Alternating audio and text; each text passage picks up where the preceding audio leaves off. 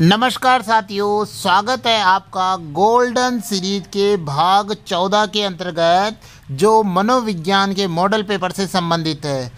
Hello साथियों, मैं राहुल छिपा आपका स्वागत करता हूं अपने यूट्यूब चैनल पर।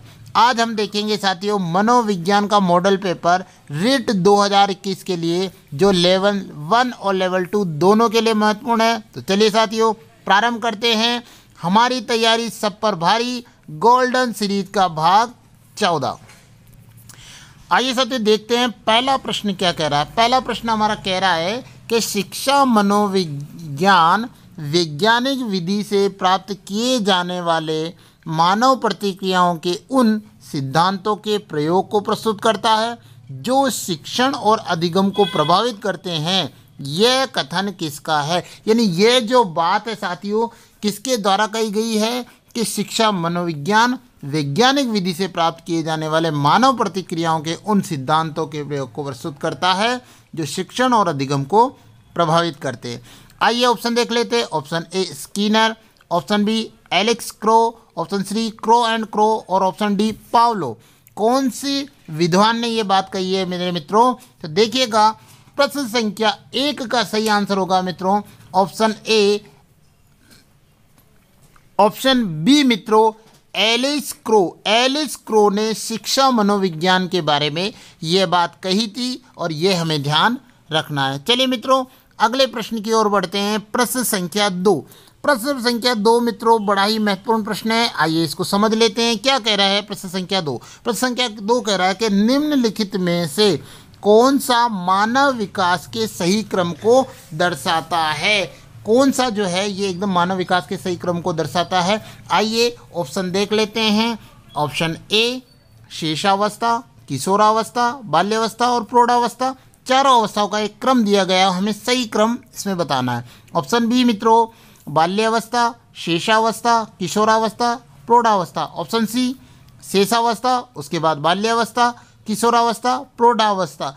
या ऑप्शन डी बाल्यावस्था, शेषावस्था, प्रौढ़ावस्था और किशोरावस्था। इन चारों में से कौन सा सही होगा? तो देखिएगा मित्रों मानव का विकास सबसे पहले कहाँ से प्रारंभ होता है? तो हम सब जानते हैं कि शिशु यानी शैशव अवस्था से होता है। तो सबसे पहले हम देखते हैं तो पहले ऑप्शन में शेषावस्था दे रखा है, दूसरे में बाल्यावस्था दे रखा, तो ये हो नहीं सकता। तीसरे में शेषावस्था दे रखा, चौथे में बाल्यावस्था दे रखा। तो यानी 2 ऑप्शन तो हमारे हट गए हैं। हमें ए और सी में से हमें देखना है कि कौन सा हो सकता है मित्रों। तो देखिएगा इस प्रश्न का सही आंसर होगा ऑप्शन सी, क्योंकि शेषावस्था के बाद बाल्यावस्था आती है, बाल्यावस्था के बाद किशोरावस्था आती है और किशोरावस्था के बाद प्रौढ़ावस्था आती है मित्रों। तो ऑप्शन सी जो है मानव विकास के सही क्रम को दर्शाता है। तो इस प्रश्न 2 नंबर के का आंसर होगा ऑप्शन सी। अच्छा प्रश्न है मित्रों, इसका ध्यान रखिएगा, मैंने इस पर स्टार लगा दिया। प्रश्न संख्या 3 हमारा क्या कह रहा है मित्रों? आइए इसे देख लेते हैं। प्रश्न संख्या 3 हमें कह रहा है कि कबीर के दोहे याद कर लेने पर भी एक विद्यार्थी रहीम के दोहे याद करने की शक्ति में सुधार नहीं होने का निम्न में से प्रमुख कारण कौन सा है?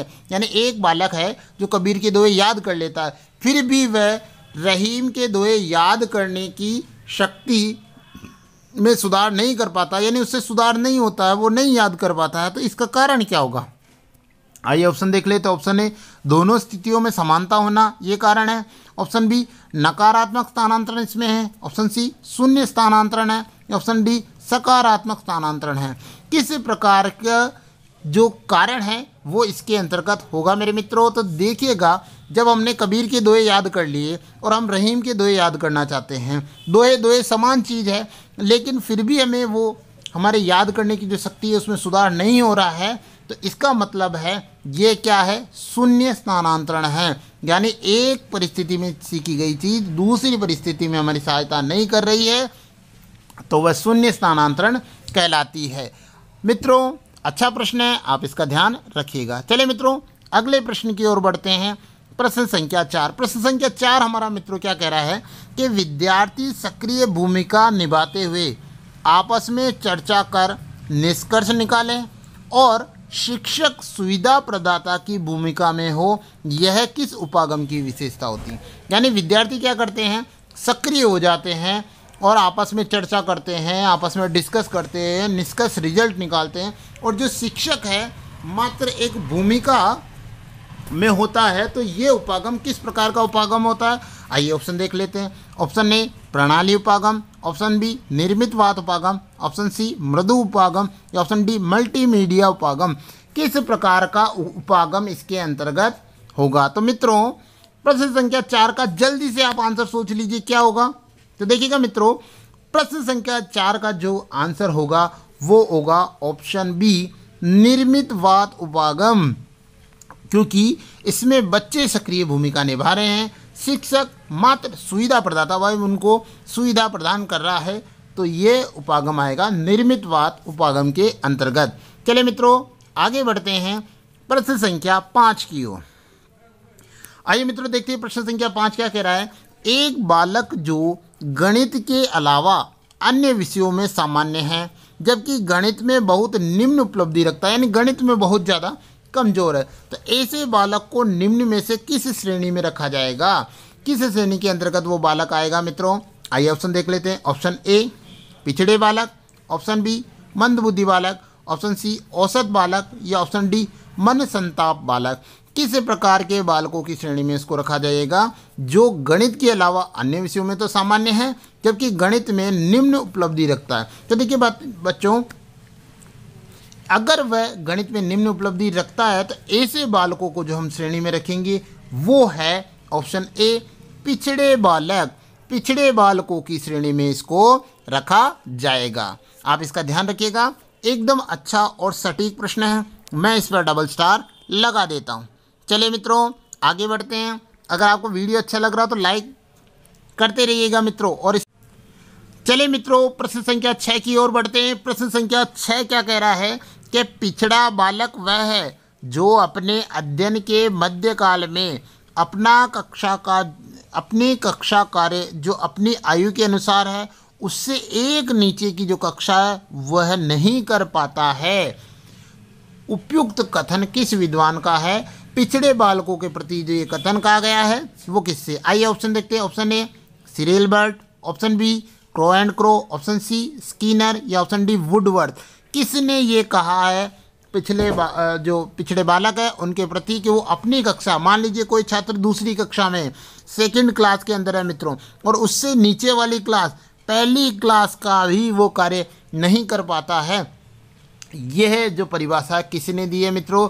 तो देखिएगा प्रश्न संख्या 6 का सही आंसर होगा ऑप्शन ए सिरिल बर्ट ने यह परिभाषा दी है। पिछड़े बालकों से संबंधित और परिभाषाओं से संबंधित महत्वपूर्ण प्रश्न है, आप इसका ध्यान रखिएगा। चलिए मित्रों अगले प्रश्न की ओर बढ़ते हैं। प्रश्न संख्या 7। प्रश्न संख्या 7 क्या कह रहा है मित्रों? वयस्कों की बुद्धि मापन हेतु सर्वाधिक प्रयुक्त परीक्षण है, यानी वयस्क जो होते हैं उनकी बुद्धि का मापन करने के लिए जो इन चारों में से कौन सा सर्वाधिक उपयुक्त परीक्षण माना गया है? आइए ऑप्शन देख लेते हैं। Option A Chicago test, option B western value test, option C भूल भुलैया टेस्ट या ऑप्शन डी इनमें से कोई नहीं। इनके अंतर्गत में कौन सा होगा? देखिए मित्रों यहाँ पर एक सबसे अच्छा बात है, देखिए एक ऑप्शन तो आपका पहले ही कट गया, यानी हमें तीनों में से बताना कि कौन सा जो बुद्धि परीक्षण है वयस्कों की बुद्धि मापन हेतु सर्वाधिक सबसे ज़्यादा प्रयुक्त किया जाता। तो देखिएगा मित्रों इस प्रश्न संख्या 7 का आंसर होगा कि बुद्धि के मापन में सर्वाधिक उपयुक्त परीक्षण जो वयस्कों के लिए किया जाता है वो सही आंसर होगा option B western value test जो है वो सर्वाधिक उपयोग लिया जाता है मित्रों, ये हमें ध्यान रखना। आइए इसके बारे में कुछ जानकारी कर लेते हैं। ये कैसा परीक्षण है? सबसे पहला प्रश्न ये आएगा कैसा परीक्षण है? तो देखिएगा ये व्यक्तिक जो परीक्षण है वह व्यक्तिक क्रियात्मक परीक्षण है मित्रों।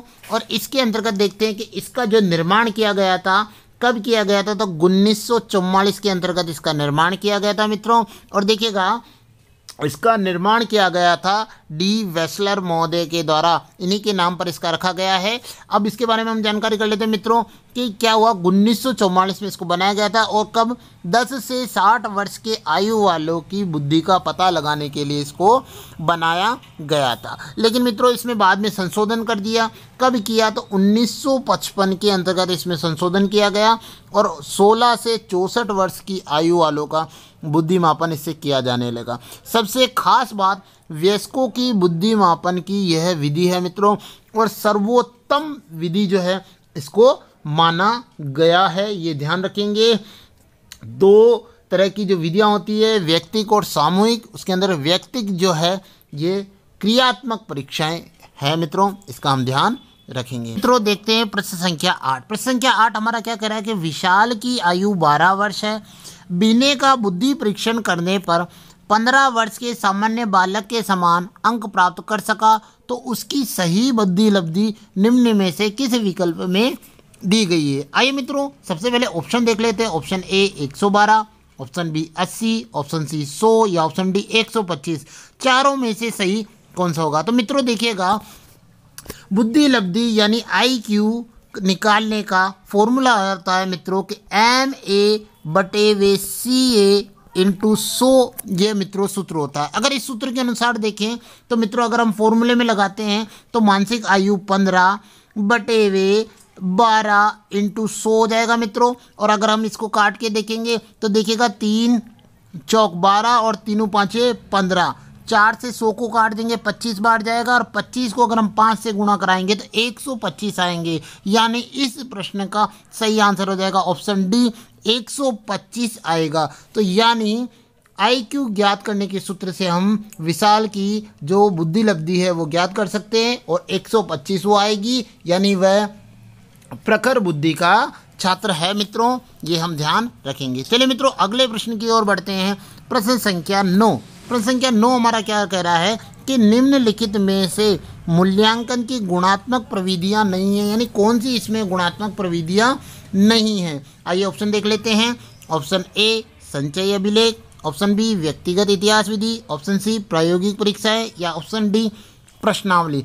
कौन सी होगी मित्रों इसके अंतर्गत देखिएगा जो गुणात्मक प्रविधियां नहीं होगी। दो प्रकार की प्रविधियां होती है मित्रों, एक तो होती है परिणामात्मक विधि और दूसरी जो होती है गुणात्मक होती है मित्रों। तो इन दोनों में से जो गुणात्मक प्रविधियां नहीं हैं वो परिमाणात्मक होगी। तो देखिएगा प्रश्न संख्या 9 का जो सही आंसर होगा ऑप्शन सी प्रायोगिक परीक्षाएं गुणात्मक प्रविधियां नहीं है मित्रों। ध्यान रखिएगा प्रश्न संख्या 9 का आंसर सी होगा। बाकी तीनों संचय अभिलेख, व्यक्तिगत इतिहास और प्रश्नावली ये जो तीनों हैं गुणात्मक प्रविधियां हैं, ये मूल्यांकन की प्रविधियां हैं मित्रों। प्रायोगिक जो परीक्षाएं हैं वो परिमाणात्मक जो है उस विधियों के अंतर्गत आती है। चलिए मित्रों अगले प्रश्न की ओर बढ़ते हैं। प्रश्न संख्या 10। प्रश्न संख्या 10 हमारा क्या कह रहा है मित्रों, आइए देख लेते हैं। प्रश्न संख्या 10 कह रहा है पर्यवेक्षित अध्ययन विधि का प्रतिपादन किसके द्वारा किया गया था। देखिए विधि के प्रतिपादक के बारे में पूछा है। आइए ऑप्शन देख लेते हैं। Option A B.F. Skinner, option B John Dewey, option C Thomas F. Gilbert या option D Daisy Morville John.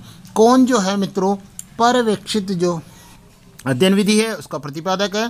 तो देखिएगा मित्रों प्रश्न संख्या 10 का जो सही आंसर होगा option D Daisy Morville John जो है इस विधि के प्रतिपादक है। आइए मित्रों इसके बारे में जानकारी कर लेते हैं कि ये विधि क्या है मित्रों। तो देखिएगा इसके जो महत्वपूर्ण तथ्य है कि पर्यवेक्षित अध्ययन विधि है, इसके जो प्रतिपादक है उसका हमें प्रश्न भी पूछा गया था, डेजी मॉर्विल जॉन है। और कब हुआ था तो इसका समय है 1971 के अंतर्गत इस विधि में किया गया था।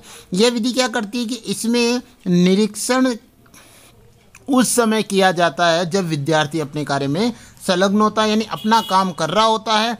उस समय में इस विधि के अंतर्गत डेजी मॉर्विल जॉन के अनुसार बच्चों का निरीक्षण किया जाता है। तो मित्रों ये भी ध्यान रखिएगा, बड़ा ही अच्छा प्रश्न है।